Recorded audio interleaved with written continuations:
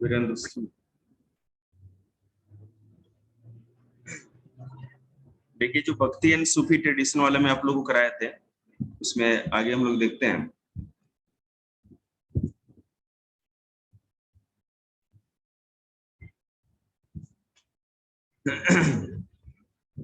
आज ट्राई करते हैं इसको खत्म करने का, क्योंकि इसमें ना कॉन्सेप्ट ऐसा है कि जब तक एक एक वर्ड आप समझे नहीं तो कोई फायदा नहीं।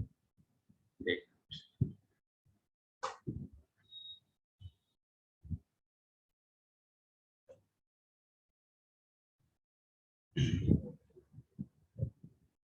मैंने कल तसव्वुफ और ये सब जो था, सूफीज्म का जो प्रारंभ था, स्टार्ट था हमारे इंडिया में, वो आप लोगों को बताया था। खत्म ही हो जाना चाहिए बस।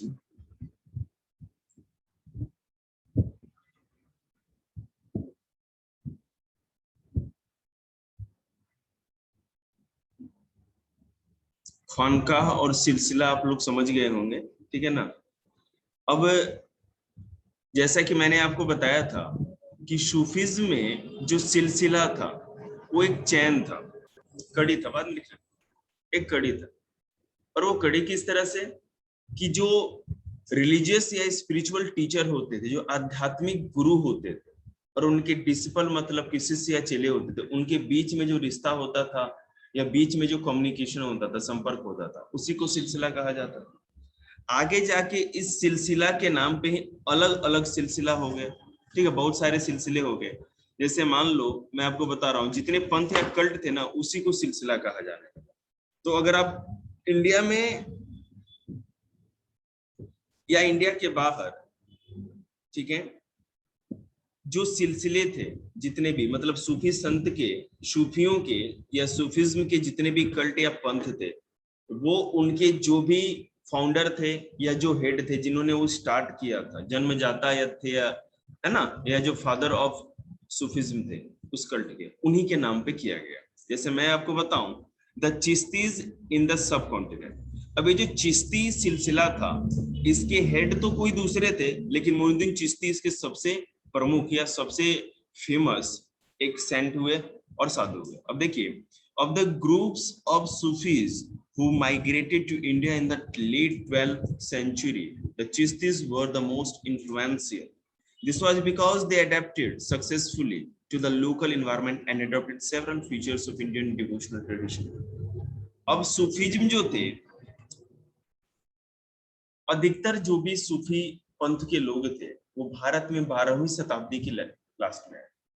जब भारत में, आपको मैंने एक बार बताया भी था कि मोहम्मद गौरी के आने के बाद किस तरह से यहाँ पर दिल्ली सल्तनत की स्थापना, ठीक है, दिल्ली सल्तनत जिस तरह स्टेबलाइज हुई, उसमें slave dynasty, Tughlaq dynasty, Khalji dynasty, ठीक है, सैयद, लोदी, ये सब डायनेस्टी आई। तो उसी समय उनके साथ साथ ही भारत में सूफिज्म भी आया, और ये सूफिज्म भारत में बहुत ही ज्यादा फेमस हो गया, एक्सेप्टेबल था, सब लोगों ने इसको स्वीकार किया, क्योंकि भारत में जो धर्म था उस समय, वो सादगी को, ठीक है, सिंप्लिसिटी को, डिवोशन मतलब समर्पण को, ठीक है, और साथ ही साथ सबको एक साथ लेकर के चलने वाले, इक्वालिटी वाले धर्म को ही ज्यादा सपोर्ट किया जाता था, और वो सूफिज्म में था, ठीक है। इसलिए सूफिज्म को ना केवल मुस्लिम बल्कि अदर कास्ट या अदर कल्ट और कम्युनिटी के लोगों ने भी, दूसरे संप्रदाय जैसे हिंदू, सिख, सब लोगों ने स्वीकार।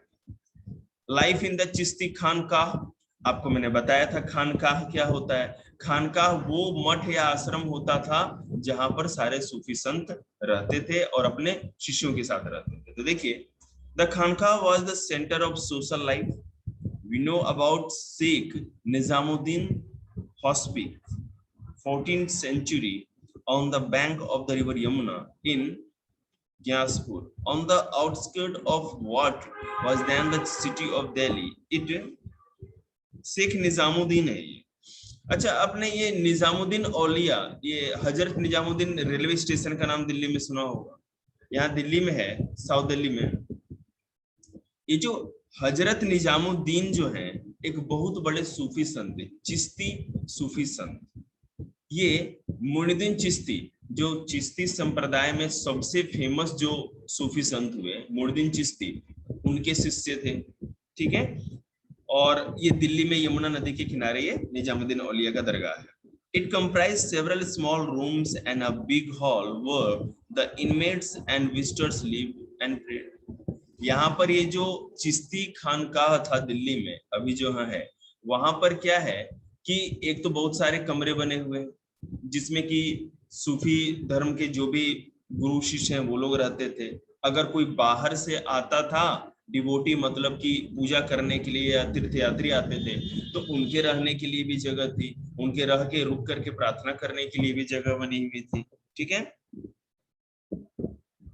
The sheikh lived in a small room on the roof of the hall where the meet visitors in the morning and evening. A veranda surrounded the courtyard and the boundary wall ran around the complex on the occasions fearing a एक second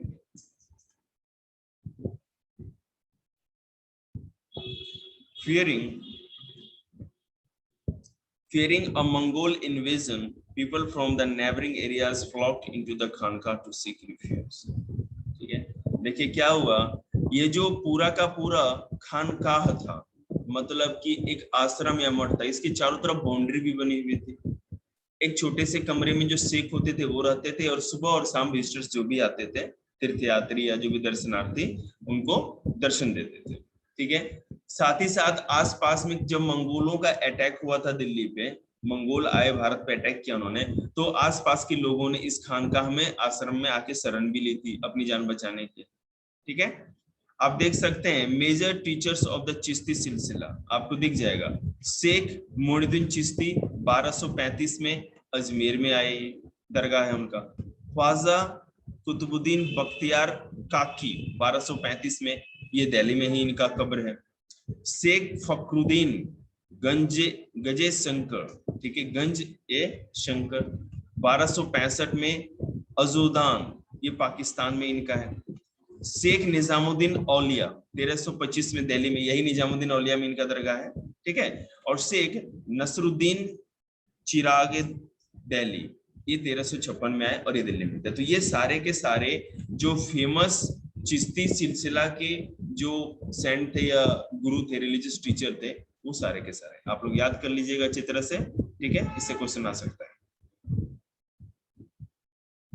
अब देखिए, एक वली शब्द मैंने आप लोग को बताया था, मैं फिर से बता दूं कि वली प्लुरल औलिया, औलिया का ही प्लुरल शब्द जो होता है वली, और फ्रेंड ऑफ गॉड। वली का मतलब है कि भगवान का दोस्त, ठीक है, भगवान का मित्र। Was a Sufi who claimed proximity to Allah, acquiring His grace, ठीक है, बरकत to perform miracles और करामात।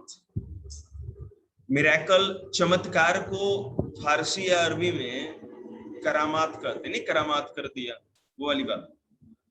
तो वली वो होते थे जो गॉड के फ्रेंड थे और साथ ही साथ चमत्कार के द्वारा लोगों को आशीर्वाद देते थे, कुछ ना कुछ चमत्कार कर देते थे। किसी चीज को, किसी रोगी को आशीर्वाद दे दिया या उसके सर पे हाथ फेर दिया तो बीमारी से मुक्त हो जाता था। और ऐसा था भी बहुत, तो हम लोगों ने भी सुना है कि सूफी संतों में बहुत चमत्कारिक शक्तियां। आउटसाइड द खानकाह, अब खानकाह के बाहर क्या था? Some mystic initiated movements based on a radical interpretation of Sufi ideal. Many scholars the Khanqa and looked the medicincy and observed celibacy. ये तो मैंने कल बता दिया था आप लोग, फिर से लग रहा है कि रिपीट हो रहा है, सॉरी। देखिए, द स्टोरी ऑफ दाता गंज बख्श, ये क्या था, और मैं इसके बारे में भी और बताऊं। चिश्ती सिलसिला खानकाह के बाहर का जो एरिया था उसके बारे में और सुनिए। There was an open kitchen, langar, जो आश्रम होता था, जैसे अभी है ना पंजाबियों का जो गुरुद्वारा होता है, उसी तरह चिश्ती जो किचन होता था खानकाह के बाहर, जो उनके आश्रम के, वहां पर एक किचन भी होता था। रन ऑन फूथ अनआस्क्ड फॉर चैरिटी, ठीक है। फूथ का मतलब होता है कि बिना मांगा गया दान, मतलब जिसको अपने से मन करे दान दे दो, From morning till late night, people from all walks of life, soldiers, slaves, singers, merchants, poets, travelers, rich and poor, Hindus, yogis, and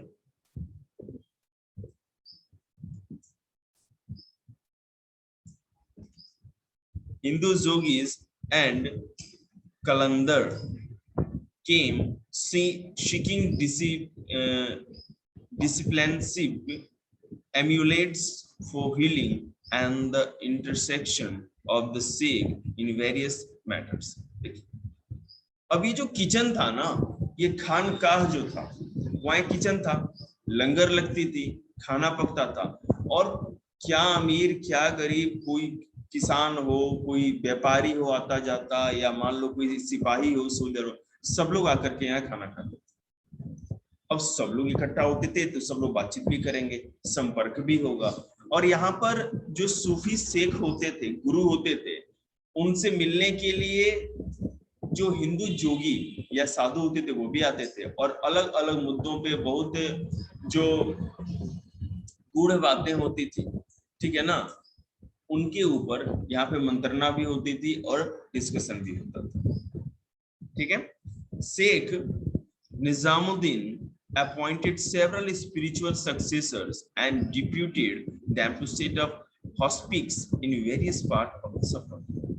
Nizamuddin Chishti ने, शेख निजामुद्दीन ने क्या किया कि अपने अलग अलग उत्तराधिकारी नियुक्त, अपने प्रतिनिधि जिसको कह सकते हैं, रिप्रेजेंटेटिव अपॉइंट किए, और उनको देश में, भारतीय उपमहाद्वीप में अलग अलग जगहों पे भेजा, ताकि वो चिश्ती सिलसिला की और भी प्रचार कर सकें और उनको स्टेबलाइज कर सकें, उसकी स्थापना कर सकें। As a result, the teaching practices and organization of the Chistis as well as the fame of the Sikh spread rapidly.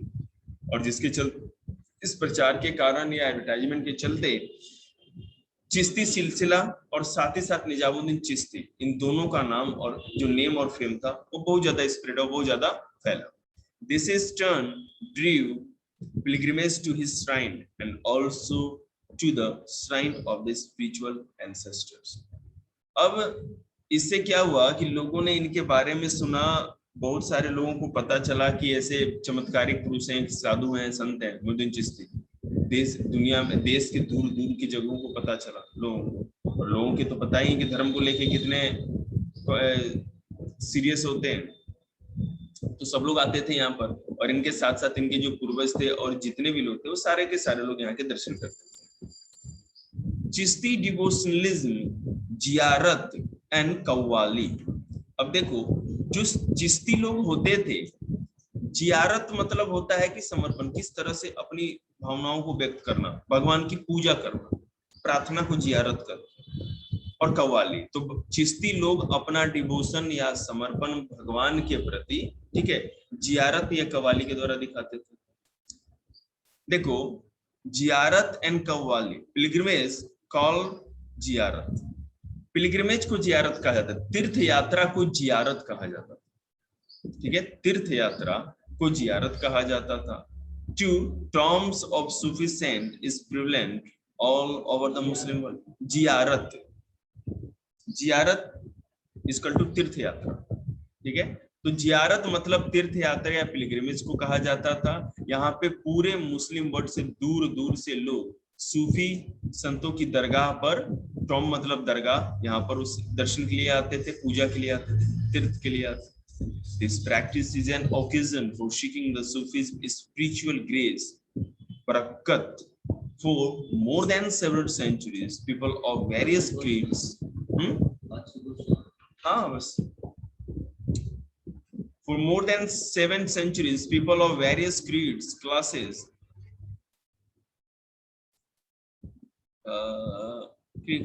and social backgrounds have expressed their devotions at the dargah of the 5 great Chishti saints.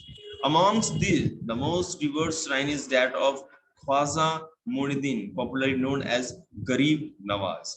अब देखो, ये तो मैंने बता ही दिया पहले कि सूफी रहते कहाँ थे, कैसे था, उनका धर्म क्या था, कैसे लोग आते थे, और जियारत क्या था ये भी मैंने आपको बताया। लोग तीर्थ यात्रा पर जो आते थे उसी को जियारत कहा जाता था। ठीक है। यहाँ पर लोग अगर तीर्थ यात्रा के लिए, जियारत के लिए उनके दरगाह पर आते थे तो इससे उन सूफी संतों का फेम बढ़ता था, मतलब बरकत बरकत होता था, उनके नाम में और भी बरकत होती थी। ठीक है, मतलब फेम बढ़ता था, नाम का प्रचार होता था, ज्यादा प्रतिष्ठा बढ़ती थी। ठीक है। और यहाँ पर मैं आपको बताऊं, जो 5 सूफी संत थे जो मैंने अभी नेम पहले पेज पे आपको बताया था, उन सबों की दरगाहों पर भी लोग जाते थे।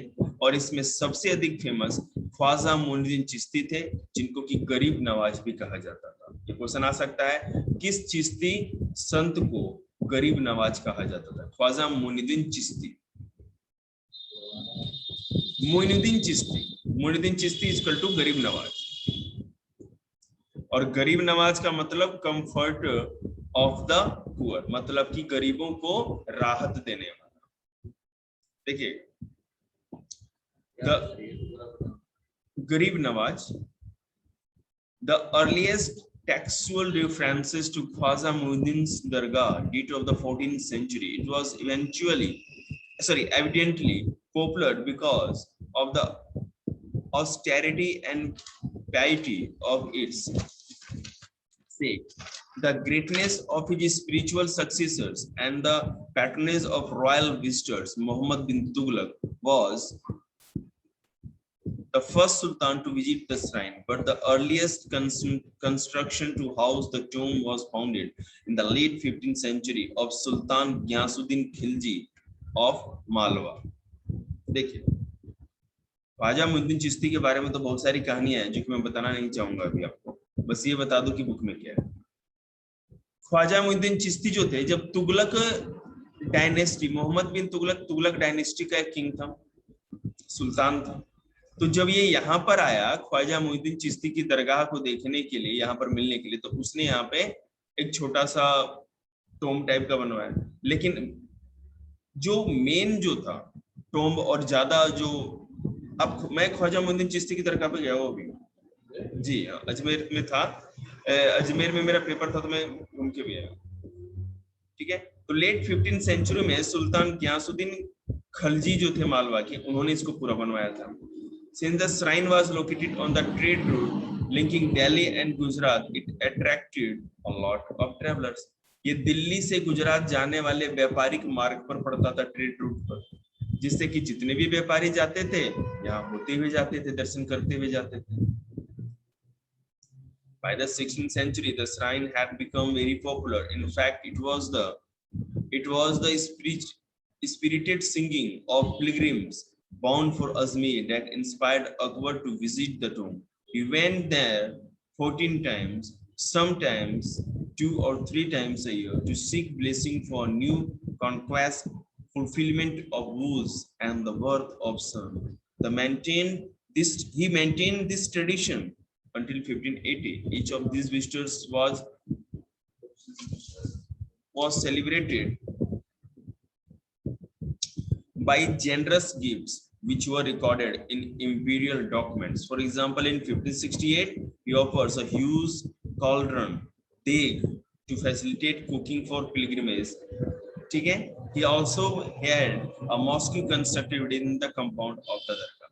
देखिए, ऐसा नहीं था कि केवल दिल्ली सल्तनत जब थी, या जो सुल्तान थे दिल्ली के, उन्हीं के समय में केवल ये दरगाह थे, उसी समय तक केवल चिश्ती लोगों की नेम और फेम थी या प्रसिद्धता थी। बाद में भी, इनके जाने के बाद भी, मैंने आपको तो जैसे बताया ही है कि मुगल एम्पायर जो था 1526 में स्टार्ट होता है, बैटल ऑफ पानीपत फर्स्ट से लेकर के अकबर, सॉरी इसमें दबा दो, अकबर 1556 में आता है, 1556 से 605 तक, ठीक है, से 1605 तक, सॉरी, इसका काल था अकबर का।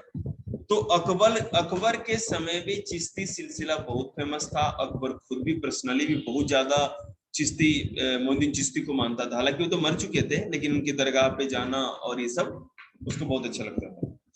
वो साल में, हर साल में कम से कम 1-2 बार जाता था, कभी कभी 2-3 बार भी दरगाह के दर्शन करने चला जाता था, और अपनी जीतों के लिए, अपनी जो विक्ट्री थी उसके लिए आशीर्वाद मांगने के लिए जाता था।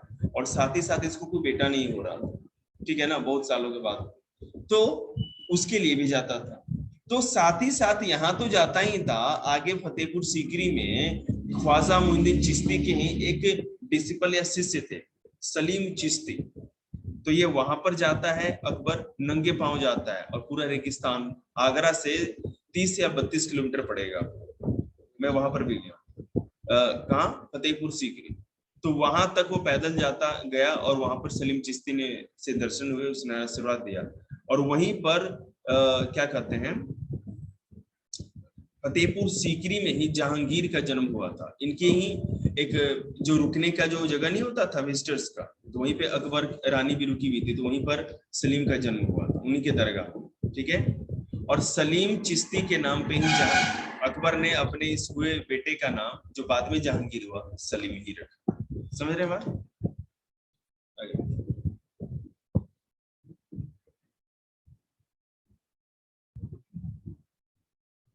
एक ऊपर की स्टोरी मैंने मिस कर दी, वो भी बता देता हूँ, क्योंकि उसके अंदर से क्वेश्चंस आते हैं। देखिए, the story of Dataganj box.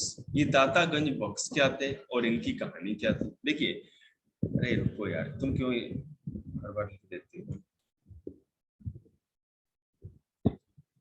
इन 1039, ठीक है, वो 1039 में अबू ए हसन अल हुजवरी, a native of Huzwir near Ghazni in Afghanistan, was forced to cross the Indus and a captive of the invading Turkish army. ठीक है, उसने क्या किया, ये हसन अल हुजवरी जो था, 1039 में क्या हुआ, वो सिंधु नदी को क्रॉस करके यहाँ इंटर करता है इंडिया में, ठीक है, and as a captive of the invading Turkish army, ठीक है, और उसको sorry Ghazni in was forced to cross the Indus as a captive of the invading Turkish army. Sorry, Turkish army जो थी, तुर्की वाले, तुर्क देश के जो भी सैनिक थे, उन लोगों ने इसको जबरदस्ती कैदी बना करके यहाँ तक ले आए, और जबरदस्ती कहा कि तुम चलो हमें रास्ता दिखाओ, ठीक है। ही settled in Lahore and wrote a book in Persian called the Khasf al-Mahzab, मजहब, ठीक है, अनवेलिंग ऑफ द वर्ल्ड। इस ये लाहौर में ही बस गए। मैं जिस आदमी की बात कर रहा हूँ, हसन अल हुजविरी, जब तुर्क आर्मी आ रही थी ना, तुर्क आर्मी ने इसको पकड़ लिया और अपने साथ यहाँ ले आए। तुर्क आर्मी तो लूटपाट करके चले गए, लेकिन ये लाहौर में ही बस गए, एक तरह का संत था, सूफी संत। तो यहाँ पर रुक के इसने एक बुक लिखी, उसका नाम था खस्फ अल महजब, ठीक है। इसका मतलब था अनवेलिंग ऑफ द वेल्ड, मतलब पर्दा उठाना, राज के ऊपर से पर्दा उठाना। To explain the meaning of tasawwuf and those who practises it, that is the Sufi. इसने कहा तसव्वुफ के बारे में, इसने एक्सप्लेन किया कि तसव्वुफ क्या है, और जो लोग तसव्वुफ करते थे उनको इसने सूफी कहा। बात समझ में आई आपको? हुजविरी died in 1073 and was buried in Lahore. हुजविरी मरा 1073 में, और लाहौर में ही उसको ब्यूरिड कर दिया गया, दफना दिया गया। The grandson of Sultan Mahmud of Ghazni constructed a tomb of his grave, and this tomb shrine became a site of pilgrimage for his devotees, especially of his death anniversary. और जो ये संत मरे, तो इनकी कब्र के ऊपर मोहम्मद गजनी के महमूद ने, जो सुल्तान था अफगानिस्तान का, उसके ग्रैंडसन ने वहां पर क्या किया, एक दरगाह या टॉम्ब बनवा दिया, और हर साल उनकी डेथ एनिवर्सरी पे, ठीक है, पुण्यतिथि पर लोग दूर दूर से आके वहां पे तीर्थ यात्रा के लिए आते हैं। Even today, Huzwari is revered as Data Ganj Bucks, or giver who bestows treasures. कहने का मतलब अभी हुजविरी को ही लोग दाता गंज बक्स के नाम से जानते हैं, और इसका मतलब होता है गिवर हु बिस्टोज ट्रेजर्स, ठीक है, जो लोग वहां सिर झुकाते हैं उनको खजाने से भरते, विस्टो मतलब कि सिर को झुकाना। एंड हिज मौसलिम इज कॉल्ड दाता दरबार और कोर्ट ऑफ द गिव, ठीक है। और जो लोग वहां पे मुसल्लिम मतलब जो उनका कोर्ट है, दरबार जहां था, जहां सब लोग आते हैं, उसको देने वालों का दरबार का। दाता गंज बख्श का आप लोग कहानी समझ ही गए होंगे।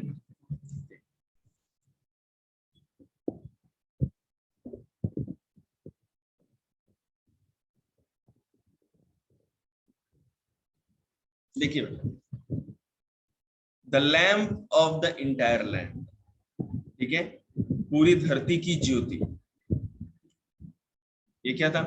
इस सूफी श्राइन वाज एसोसिएटेड। आप लोगों को मैं एक बात बताऊं, मैंने भी यूपीएससी मैंने किताबें पढ़ी थी, लेकिन जितना तुम लोगों को पढ़ा करके क्या कहते हैं मैं फोकस कर पा रहा हूँ, उतना तो अपने समय में भी नहीं करता। So teaching is the best way of learning. पढ़ाना सीखने का सबसे अच्छा तरीका, इससे बड़ा कोई तरीका नहीं। तो कोई बच्चे अगर नहीं सीखना है ना, तो किसी को पकड़ो और उसको सूफीज्म सिखाओ। सच कहते हैं, आप मजाक समझ रहे हो? लॉ होती है ना, एलएलबी जब करते हैं बच्चे, तो अब किसके सामने जाओगे, बोलोगे तभी तो प्रैक्टिस होगा। तो जबरदस्ती बच्चों को पकड़ते हैं, चाय और समोसे खिला खिला के मैं बैठ जा, चाय समोसे खा ले, लेकिन मेरी बात सुन ले। देखिएगा, तो the lamp of the entire land का क्या मतलब है, ये स्टोरी क्या थी देखेंगे कि इस Sufi shrine was associated with distinctive feature. जितने भी सूफी श्राइन होते थे, श्राइन मतलब कि आश्रम, मठ, ठीक है, उसका अपना अलग अलग खासियत होता है। This is was an 18th century visitors from the Deccan taken Dargah Kuli Khan, ठीक है, दरगाह Quli Khan wrote about the shrine of Nasiruddin Chirag Delvi in his Muraki Delvi album of Delhi। Deccan से एक विजिटर आए थे 18th सेंचुरी में, उन्होंने दरगाह कुली खान, उनका नाम था दरगाह कुली खान, उन्होंने लिखा था। और उसके बारे में क्या लिखा था देखते हैं। इसमें चिरागे दिल्ली, एक आपको पता है ना चिश्ती सिला के जो सूफी संत 5 थे, उसमें चिरागे दिल्ली भी थे। मैंने जब अभी थोड़ी देर पहले बताया था, तो उनके बारे में ही लिखा गया। The Sheikh in the grave is not the lamp of Delhi but of the entire country। कह रहा है ये जो राइटर है कि जो शेख जो कब्र के अंदर दफनाए गए हैं, वो दिल्ली के लिए ही एक चिराग नहीं है। चिराग मतलब कि ज्योति, ठीक है, लैंप तो वही होता है। केवल दिल्ली के लिए ही चिराग या ज्योति और लैंप नहीं है, बल्कि ये पूरे देश के लिए प्रकाश का स्रोत है। People turn up there in crowds particularly on Sunday. लोग वहां पे रविवार के दिन भीड़ उमड़ जाती थी, सभी लोग आते थे। In the month of Diwali, the entire population of Delhi visit it and sees in tents around the spring tank for days। ठीक है, दिवाली के दिन लोग आते थे और 10 दिनों तक वहां पे टेंट लगता था, वहां रहते थे। They take bath to obtain cures from chronic disease। Muslims and Hindus pay visits in the same spirit from morning till evening। People come and also make themselves busy in merrymaking is the shade of the trees। आते थे लोग यहाँ पे दिवाली के समय 10 दिन तक रहते थे, स्नान करते थे और यहाँ पर अपनी जो भी प्रेइंग थी, वो ट्रिब्यूट जो भी होता था या जो प्रार्थना होती थी, वो सब देते थे और बड़ा ही विश्वास था। अब देखो the pilgrimage of the Mughal princess, है ना, जहां आरा। जहां आरा के बारे में आप नहीं जानते होंगे, मैं बता दूं, शाहजहां की बेटी और औरंगजेब की बहन का नाम जहां आरा और रोशन आरा, दो थे, ठीक है। तो मैं थोड़ा पहले बता दूं तब उस पे चलूंगा कि जहां आरा और रोशन आरा शाहजहां की 2 बेटी थी। औरंगजेब 4 भाई थे, ठीक है, औरंगजेब 4 भाई थे। औरंगजेब ने अपने सबसे बड़े भाई दारा सिकोह को युद्ध में हरा दिया और खुद गद्दी पर बैठ गया, और छोटे उससे थे तो ऐसे ही हार गए। तो शाहजहां को जब कैद करके आगरे के किले में रखा था, औरंगजेब ने आगरे के किले में रखा, पूछा था शाहजहां से कि तुम कहाँ रहोगे, मैं तुमको वहीं कैद करके रखूंगा। समझ रहे हैं? तो शाहजहां ने कहा कि मैं ताजमहल के पास ही रहना चाहता हूँ, मुझे वही कैद करके रखो, ठीक है ना। और उसने आगरे के किले में उसको कैद करके रखा था, और उसके किले में जहां कैद करके रखा था तहखाने में, वहां से पूरा ताजमहल का व्यू दिखता था। बोलता कि जिस दिन मैं ताजमहल नहीं देखूंगा ना, मैं उसी दिन मर जाऊंगा। तो वहां पर रखा गया था। तो जो ये जहां आरा थी, उसको औरंगजेब ने कहा कि तुम महल में रहो जिस तरह सब रहते हैं, लेकिन नहीं, या तो तुम अपने फादर के पास जाओ उनकी सेवा में। तो जहां आरा शाहजहां की देख रेख करती थी, सबसे प्यारी बेटी थी अपने पिता की। देखिए, the following is an expert from जहां आराज बायोग्राफी ऑफ शेख मोइनुद्दीन चिश्ती। जहां आरा ने खुद भी शेख मोइनुद्दीन चिश्ती की बायोग्राफी लिखी, टाइटल्ड मुनीस अल अरवाह। ठीक है, शेख मोइनुद्दीन चिश्ती की जो ऑटोबायोग्राफी लिखी थी जहां आरा ने, ये शाहजहां की बेटी थी, तो इन्होंने उसका टाइटल रखा था मुनीस अल अरवाह। इसका मतलब होता है द कॉन्फिडेंट ऑफ स्पिरिट। ठीक है, after praising the one God this lovely Fakira humble soul, okay, Jahara went from the capital Agra in the company of my great father Emperor Shahjahan towards the pure region of incomparable Ajmer. I was committed to this idea that every day is every station I would perform 2 cycles of optional prayer. For several days I did not sleep on the leopard skin at night. I did not extend my feet in the direction of the blessed sanctuary of the revered saving master, and I did not turn my back towards him. I passed the days when the trees. जहारा कहती है कि जब से मैं ख्वाजा साहब के दरगाह पे गई, ख्वाजा मोइनुद्दीन चिश्ती के दरगाह पे, तब से ना तो मैंने वो मृग छाल होती ना, लेपर्ड स्किन, जिसपे मैंने ये राजसी लोग सोते थे, ना उस पे सोई, ना तो कभी मैंने उधर पांव किए बढ़ाया अपने महल की ओर, और ना कभी किसी सुख सुविधाओं की तरफ गई। उस दिन से मैं पेड़ के नीचे ही सोती हूँ। समझ रहे बात आपको? On Thursday, the 4th of the blessed month of Ramzan, ठीक है, I attend the happiness of pilgrimage to the illuminated and the performed tomb with an hour of daylight remaining. I went to the holy sanctuary and rubbed my pale face with the dust of that threshold. From the doorway to the blessed tomb, I went barefoot, kissing the ground. Having entered the dome, I went around the light-filled tomb of my master 7 times. Finally, with my own hand, I put the finest quality of itr on the perfumed tomb of the revered one, and having taken off the rose scarf and I had on my head, I placed it on the top of the blessed tomb.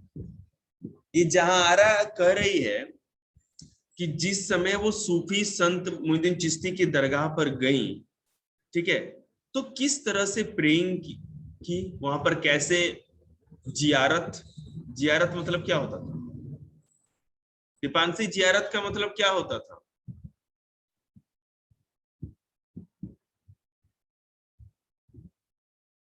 दिमाग लगाओ यार, focus करो तुम लोग, किसी को पता नहीं। तीर्थ यात्रा पिलग्रिमेज बताया नहीं था मैंने? तीर्थ यात्रा पिलग्रिमेज को जियारत करते थे। मतलब जब जहां आरा जियारत के लिए गई थी, तीर्थ यात्रा के लिए, तो बता रही हैं कि मैं है ना, कभी भी है ना, जैसे सब आम लोग डिवोटी रहते थे, मैं भी वैसे ही थी। वहां पर पेड़ के नीचे सोना, वहां इत्र चढ़ाना, गुलाब का जो रोज का स्कार्फ, मतलब रोज का है ना, एक वो चादर जैसी बना के देते हैं, वो चढ़ाते थे। हाँ, तीर्थ यात्रा, हाँ फारसी वर्ड है। तो आपको एक बात नॉलेज के लिए बता दें कि कंपटीशन में काम आएगा आप लोग के, ठीक है, कि जैसे जो भी क्या कहते हैं, मुगल वंश था, मुगल एम्पायर पूरा था ना, वो बोलते तो हिंदी या उर्दू थे, लेकिन ऑफिशियल लैंग्वेज जो काम होता था पूरा का पूरा ऑफिशियल काम, आधिकारिक काम वो फारसी था। फारसी उनका ऑफिशियल लैंग्वेज था, पर्शियन। ठीक है, फारसी मतलब कि ईरान की लैंग्वेज, ईरानी लैंग्वेज को इंग्लिश में पर्शियन कहते हैं। देखिएगा, ये तो समझिए हम। Also part of ziyarat is the use of music and dance, including mystical chants performed by specially trained musicians or qawwals to evoke divine, है ना, ecstasy। अब जैसे जाओगे ना मोइनुद्दीन चिश्ती की दरगाह पे, तो वहां हमेशा कव्वाली होते रहते। कव्वाली तो सुनी होगी फिल्मों में आपने, और मैंने ऐसे कव्वाली करते हैं ना, कोई को कव्वाली गा रहा है और आंख से पूरा आंसू निकल रहा है, इतना ज्यादा डूब जाते हैं। और कोई भी जाएगा तो थोड़ा भक्ति तो जाग ही जाता है। ये हिंदू मुस्लिम की बात नहीं होती, कोई भी लोग जाते हैं, सब लोग, हाँ कोई भी जा सकता है। ठीक है, तो ये जियारत जो होता था, एक जियारत तो था ही तीर्थ यात्रा के लिए, और साथ ही साथ जो भी लोग जाते थे वहां पर कव्वाली गाते थे, ये संगीत या म्यूजिक से भजन, उनका भजन वही था भाई। ठीक है, जिससे कि वो अपनी ट्रिब्यूट्स को या अपनी प्रार्थनाओं को देते थे। अब देखो, the Sufis remember God either by reciting the zikr, the divine names, or evoking his presence through sama, literally audition। वो भगवान का प्रार्थना दो तरीके से करते थे। पहला जिक्र, मतलब कि भगवान का नाम लेना समर्पण के द्वारा, और दूसरा और समा, समा का मतलब होता है कि ऑडिशन। ठीक है, मतलब कि बैठ करके जो गाना गाना, और परफॉर्मिंग मिस्टिकल म्यूजिक। ठीक है, मिस्टिकल चमत्कारिक जो भी उनके भजन कीर्तन थे वो गाते थे। Sama was integral to the Chishtis and exemplified interaction with indigenous devotional traditions। समा जो था चिश्ती लोगों की देन थी, और किसी सूफी धर्म में आज तक कभी भी इस्लामिक वर्ल्ड में म्यूजिक कहीं नहीं आया था। तो समा के रूप में जो ये म्यूजिक या कव्वाली जो आई, सबसे पहले चिश्ती संतों की ही देन थी, चिश्ती सिलसिले की ही देन थी। हाँ, तो अब गाते हैं ना, पहले थोड़ी गाते थे। ये चिश्ती लोग, ये सूफीज्म का ही देन है कि इस्लाम में। और आपको पता है आगे जाके जब औरंगजेब आया तो उसने संगीत उंगीत सब बंद करा दिया था जी। अमीर Khusro and the qawwal, video जरूर देखिएगा, समझ में आएगा आपको। ठीक है ना, मैंने देखी, ये वाली समझ में आ रही है ना। पार्ट 1 में दिक्कत होगी, जैसे जैसे आगे बढ़ेगा समझ में आएगा। देखिएगा, लैंग्वेज एंड कम्युनिकेशन, उनकी लैंग्वेज क्या थी और किस तरह से कम्युनिकेट करते थे। It was not just a sama that the Chishtis adopted local languages। ठीक है, इन Delhi those associated with the Chishti सिलसिला converted in Hindavi, the language of the people। अब यहाँ पर जितने भी चिश्ती पंथ को मानने वाले थे और दिल्ली में थे, वो समा तो लोकल लैंग्वेज में होता ही था, मतलब जो कव्वाली होती थी लोकल लैंग्वेज में होती थी, जो यहाँ के लोग बोलते थे। देसी मतलब हरियाणवी में नहीं। ठीक है, तो दिल्ली में रहने वाले लोगों ने, चिश्ती सिलसिला ने एक लैंग्वेज डेवलप की, हिंदवी, मतलब कि हिंदी मिक्स, हिंदी और उर्दू मिक्स को हिंदवी कहा गया। The language of the people, Hindavi मतलब the language of the people. Other Sufis such as Baba Farid composed verses in the local language which were incorporated in the Guru Granth Sahib। अब याद रखिएगा, बाबा फरीद जो थे ये भी एक सूफी संत थे।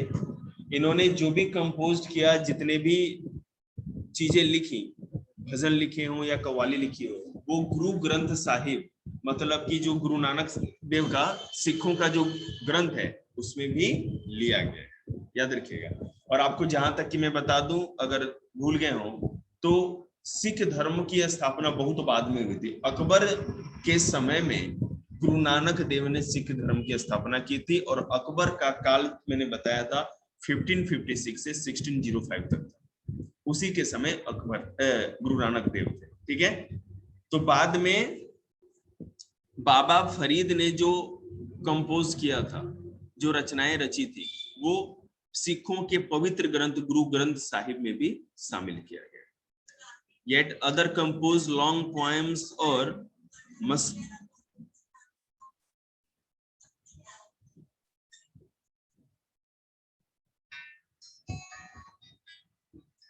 एक सेकेंड बेटा रुकना, होल्ड। चलो हाँ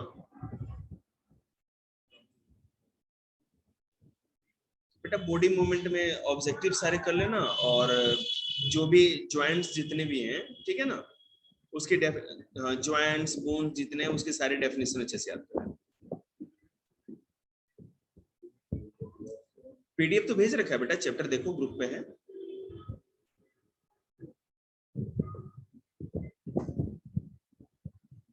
वो मैं नहीं बताऊंगा ना, सब क्वेश्चन नहीं बता दूंगा तो फिर क्या फायदा। जितने भी जॉइंट्स हैं ना, मैं आपको बता रहा हूँ, जितने भी जॉइंट्स हैं आप उसको प्रिपेयर कर लो, अच्छे से लर्न कर लो, ठीक है, और जो पीछे का ऑब्जेक्टिव है, okay.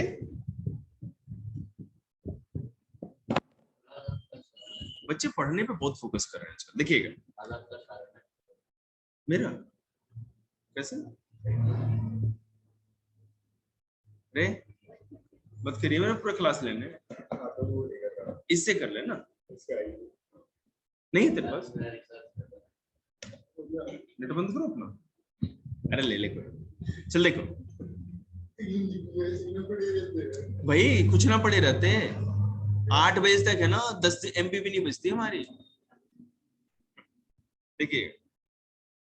So yet other compose long poem Masanvis to express ideas of divine love using human love as an allegory. For example, the Prem Akhyan love story Padmavat composed by Malik Mohammad Jaisi. याद रखिए, underline करिएगा, पद्मावत जो था मलिक मोहम्मद जायसी ने लिखा था, एक love story थी, ठीक है, और ये बहुत बार पेपरों में आता है, कॉम्पिटिटिव पेपर में। पद्मावत किसने लिखी थी? मलिक मोहम्मद जायसी। पद्मावत देखते ही आप सीधे हिंदू राइटर को ध्यान करिएंगे, लेकिन मलिक मोहम्मद जायसी एक मुस्लिम था, उसने लिखी थी ये। revolved around the romance of Padmini and Ratan Sen, the king of Chitta. Their trails were symbolic of the soul's journey to the divine. Such poetic compositions were often recited in hospices, usually during summer. अब देखो, समा मतलब कि कव्वाली की महफिल, समा मतलब महफिल होती थी, ठीक है, कव्वाली गाई जाती थी। सूफी धर्म में 2 ही चीज थी, भगवान की प्रार्थना की अपने गुरु की, या तो आप कव्वाली करो, नहीं तो तीर्थ यात्रा करो जाकर के। समा मतलब कि कव्वाली गाना। तो उस समा में गाने कौन से गाए जाते थे, ये भी तो सोचने वाली बात है। उसमें जो जैसे जो भी लोकल जितने भी ग्रंथ लिखे गए थे या जो भी कंपोजिशन था, उनमें से चीजों का या धुन लेकर के, ट्यून लेकर के उन चीजों को गाया जाता था, जिसमें कि पद्मावत भी फेमस था। पद्मावत से भी कंटेंट को लेकर के उसको भी कव्वाली में शामिल। पद्मावत राजनी पद्मिनी और अजीत कौन सा था, रतन सेन, इनकी लव स्टोरी थी। ये चित्तौड़ के राजा हुआ करते थे, रतन सेन, उनके बीच की बात थी। हाँ, रानी का नाम था। तो वही उन्हीं के दरबार में मलिक मोहम्मद जैसी रहता था, उन्होंने पद्मावत की रचना की, ठीक है। अरे तो ये गलत दिखाते हैं ना, ये जो मूवी दिखा रहे हैं मिर्च मसाला, ऐसा थोड़ी होता है। पद्मावत तो पद्मावत है यार, उसका अलग कंटेंट है, कुछ भी दिखा देते हैं। देखिए, a different genre of Sufi poetry was composed in and around the town of Bijapur, Karnataka. अब देखिए, ये तो मैं दिल्ली की बात कर रहा था, अब कर्नाटका में अगर देखो तो कैसे था, सूफीज्म को कैसे लेकर के चला जाता था साउथ इंडिया में। These were short poems in दक्षिणी, a variant of उर्दू, ठीक है। ये छोटे छोटे पोएम में वहां पर कव्वाली होती थी, जिसको कि दक्षिणी कहा जाता था, और ये उर्दू का ही एक रूप है, variant. Attribute to Chishti Sufis who lived in this region during the 17th and 18th century. छोटे छोटे पोएम के द्वारा इनकी क्या कहते हैं, प्रार्थना की जाती थी या श्रद्धा व्यक्त की जाती थी। जो चिश्ती लोग यहाँ पे 14th और 18th सेंचुरी 19th सेंचुरी में रहते थे, सॉरी 17th और 18th सेंचुरी में रहते थे. Which poems were probably sung by women while performing household chores like grinding grains and spinning. अब जो गांव में औरतें होती है ना, जैसे मसाला कूट रही है, घर का काम कर रही है, गांव में फसल काट रही है या कुछ भी कर रही है, कपड़े की बुनाई कर रही है, तो उस समय ये छोटी छोटी कव्वालियां औरतें गाती रहती थी घर का काम करते करते, और इस तरह फेमस हो गया. हाँ, मुस्लिम से और भी हिंदू भी, कोई दिक्कत नहीं है इसमें, तो सूफी थे ना.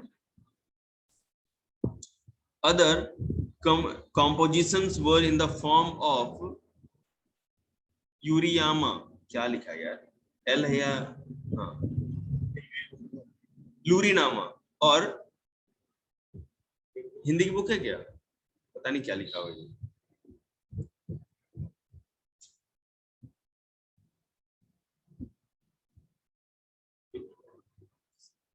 ठीक है, यूरीनामा और यूरिलैबिस और शादीनामा और वेडिंग सॉन्ग. देखिए, शादीनामा मतलब कि शादी के गीत, और यूरीनामा मतलब भगवान जन. It is likely that the Sufis of this region were inspired by the pre-existing Bhakti tradition of the Kannada Vachanas of the Lingayats and the Marathi Avyangs, है ना, अवंग्स कहा जाता था, of the saints of Pandharpur. Pandharpur कहा जाता है, मतलब कि मैं आपको बता दूं कि जो कर्नाटक में सबसे अधिक तो लिंगायत फेमस हुए थे, लिंगायत धर्म मैंने आपको बताया था, और महाराष्ट्र में जो पंढरपुर जो था ना, वहां के जो साधु संत थे वो बहुत ज्यादा फेमस थे. आप कभी पंढरपुर जो है ना, महाराष्ट्र में पंढरपुर के यात्रा देख, तीर्थ यात्रा देख लीजिएगा, अब पागल हो जाओगे. हिंदुस्तान में ऐसा कोई तीर्थ यात्रा नहीं देखा होगा आपने. एक बार गूगल पे जाके देखना, चाहे वो यूट्यूब पे, तो पता चलेगा, अभी मत देखना. आदमी है ना बिल्कुल चींटियों की तरह चलते हैं वहां पे. नहीं नहीं, हिंदू धर्म का ये साधु है एक पंढरपुर के, ठीक है ना, वहाँ भगवान भी कुछ भी मानते हैं, कोई भगवान कहते हैं उनको, मेरे बेसिक आइडिया तो नहीं है, लेकिन किसी भगवान को मानते हैं और किसी साधु को मानते हैं, उनके लिए इतनी बड़ी तीर्थ यात्रा होती है. साधु गए नहीं, बहुत पहले की बात है, इसमें शायद दिया भी नहीं होगा, देखिएगा.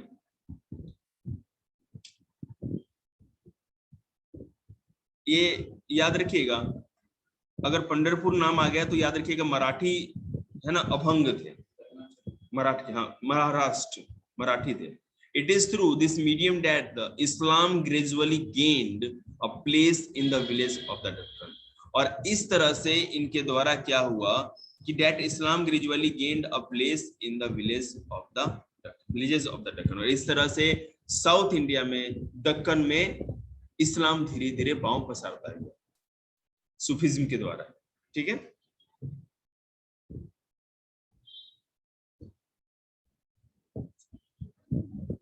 देखिएगा, मैंने शादीनामा तो आपको बता दिया क्या था.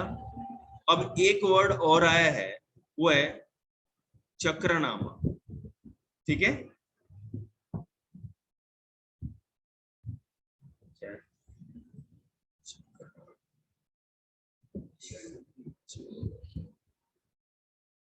चरखा नामा है, सॉरी. अरे यार, वो हिंदी इंग्लिश में कंफ्यूजन हो जाता है.